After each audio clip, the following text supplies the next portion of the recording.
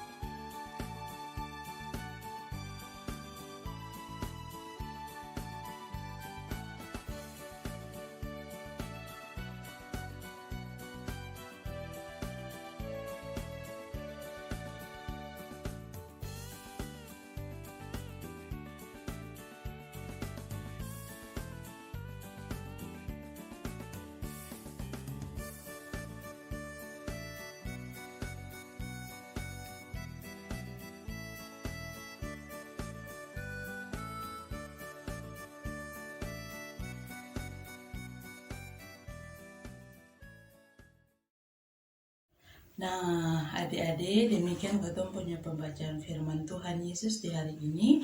Lalu ketemu punya materi di hari ini sesuai yang tadi kayak kakak pengasuh sudah bilang, ketemu punya pembahasan materi di hari ini tentang permasalahan sosial kemasyarakatan. Lalu permasalahan sosial kemasyarakatan itu kayak bagaimana kakak pengasuh? Permasalahan sosial kemasyarakatan itu persoalan yang paling sering muncul di dalam ketemu punya kehidupan sehari-hari adik-adik. Lalu permasalahan itu juga atau persoalan itu juga dia punya dampak-dampak ada. Nah, masalah-masalah itu dia mencakup masalah kemanusiaan, tentang persoalan yang terjadi di dalam katong punya kehidupan, dari katong punya diri sendiri, itu ada komunikasi, aktivitas, situasi, dan yang lain-lain.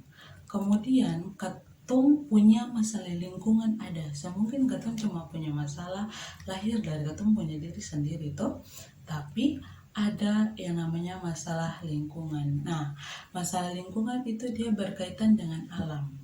Di darat, di laut, di udara, di mana saja yang berkaitan dengan lingkungan yang mengakibatkan longsor, kemudian banjir, ada sistem udara yang sering tersaring dari asap-asap perusahaan yang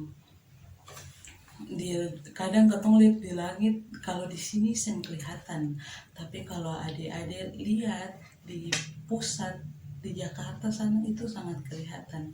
Langit gelap bukan karena cuaca, tapi karena dampak-dampak perusahaan adik-adik. Kalau di laut, limbah-limbah, ketong punya semua limbah dari darat, dia ke laut merusak biota-biota laut. Nah, seperti itu masalah lingkungannya. Kemudian ada bentuk-bentuk persoalan sosial, permasalahan sosial kemasyarakatan. Nah, dia punya bentuk-bentuk itu mencakup masalah kesehatan.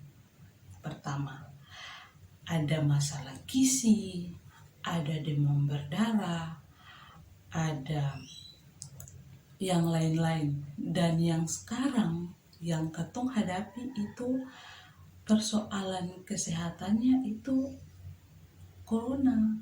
Jadi adik-adik diminta untuk tetap menjaga kondisi, jaga stamina tubuh, jaga jarak dan sebagainya, mengikuti protokol kesehatan dan anjuran pemerintah. Yang selanjutnya itu ada masalah kekerasan fisik.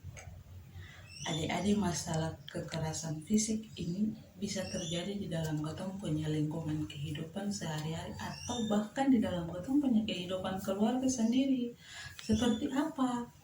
Seperti dong dipukul, dong disiksa, dilukai, bahkan mengakibatkan kematian. Ada juga kekerasan non fisik. Kekerasan non fisik ini kata-kata atau orang baku bakalai, paling kasarnya seperti itu, yang kata-katanya menyakiti perasaan orang lain. Selanjutnya ada masalah kemiskinan. Masalah kemiskinan ini orang-orang yang punya pendidikan atau punya pendapatan ekonomi di bawah rata-rata. Selanjutnya itu ada masalah lingkungan sosial, keamanan, ketertiban. Supaya apa? Supaya yang terjadi judi, miras, pencurian, perkelahian, dan yang lain-lain. Nah, yang tadi kakak pengasuh sudah bilang ada dia punya dampak dari persoalan-persoalan yang terjadi dalam ketemu punya kehidupan ini. Ada dia punya dampak mental, dampak fisik, keluarga, lingkungan, gereja. Nah, dia punya dampak pribadi. Yang tadi Kak Ganti sudah bilang, tekanan mental, fisik, yang kadang membuat orang itu dia punya perilaku berubah dari yang tadinya baik, dia berubah menjadi sampai. Karena apa? Karena ada tekanan mental, tekanan fisik. Dari apa? Dari permasalahan yang terjadi tadi yang sudah Kata Pengasuh sebutkan tadi. Nah, dampak kepada keluarga. Kepada keluarga itu ketidakharmonisan antara orang tua dengan anak, ataupun anak dengan orang tua, atau papa dan mama, atau adik-adik dengan adik-adik punya kakak, atau adik-adik dengan adik-adik punya adik sendiri. Nah, untuk dampak pada lingkungan itu kerusakan yang dapat membahayakan ketemu punya kehidupan masyarakat. Ya tadi Kakak Pengasuh sudah bilang, longsor, erupsi, banjir, di udara tadi yang katong susah misalnya langit biru, di lautan yang dia merusak biota laut. Nah, itu sangat berbahaya. Nah, dia punya dampak yang terakhir itu adalah dampak untuk gereja. Kenapa? Karena anggota gereja termasuk adik-adik, orang tua, siapa saja dia bisa mengalami krisis iman. Kenapa Kakak Pengasuh bilang dia mengalami krisis iman? Karena dia punya hidup itu bukan lagi untuk kepentingan bersama, bukan lagi untuk ketong secara menyeluruh, tapi hidup untuk kepentingan masing-masing. Adik-adik cuman pikir adik-adik punya hidup sendiri. Papa dan mama cuman pikir papa dan mama punya hidup sendiri. Kakak Pengasuh cuma pikir kakak pengasuh punya kepentingan sendiri. Tapi sebenarnya yang Tuhan Yesus mau, katong itu memikirkan katong punya kepentingan semua. Dan cara apa? Dan cara katong merawat alam ini, dengan cara katong menjaga katong punya relasi dengan orang lain, dengan tetangga, dengan sesama, supaya semua ini dia tetap aman saja. Nah, sebagai adik-adik tanggung 3, sebagai anak-anak sekolah minggu, marilah katong menjaga katong punya kerukunan di dalam hidup ini, supaya permasalahan sosial lingkungan tadi dia semakin berkurang, lalu katong boleh menjadi anak-anak yang baik di dalam Tuhan Yesus, berbakti kepada katong punya orang tua. Nah, demikian katong punya pertemuan yang ke-14 di hari ini. Untuk mengakhirinya, mari katong berdoa bersama-sama. Mari katong berdoa. Terima kasih ya Tuhan Yesus, karena kami selaku anak-anak sekolah minggu Tunas Pekabaran Injil, kami selaku anak-anak tanggung 3 telah selesai dengan pertemuan ke-14 kami di hari ini. Kiranya firman Tuhan yang kami baca dan kami dengar, lalu materi yang kami simak di hari ini boleh menjadi pegangan dan pedoman di dalam seluruh hari-hari hidup kami dari hari lepas hari ya Tuhan Yesus.